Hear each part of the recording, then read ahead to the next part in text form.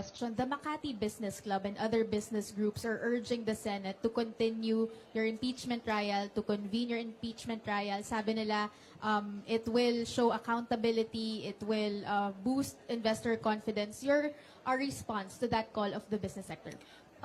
Kahit nandyan o wala yung impeachment, wala na talagang investor confidence dito sa ating bayan. Kung nakikita nyo, bagsak ang foreign direct investment sa ating bayan. No? Kaya wag nila ako gawing rason kung bakit pangit ang takbo ng ating ekonomiya ngayon sa ating bayan. At saka, this is not accountability because impeachment, dalawa lang yung penalties dyan. Removal from office, tsaka perpetual disqualification from government service. Walang penalties dyan dahil walang kaso dyan.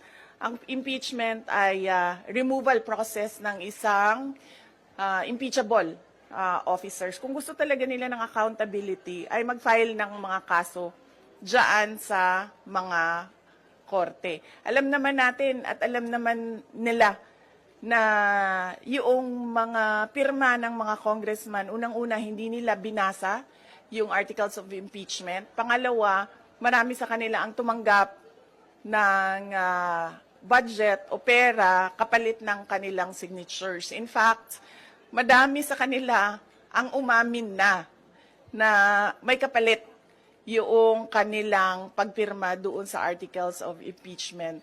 So if we are to talk about accountability by business groups, dapat questionin din natin kung paano ginawa yung articles of impeachment at paano pinasa yung articles of impeachment papunta doon sa Senado.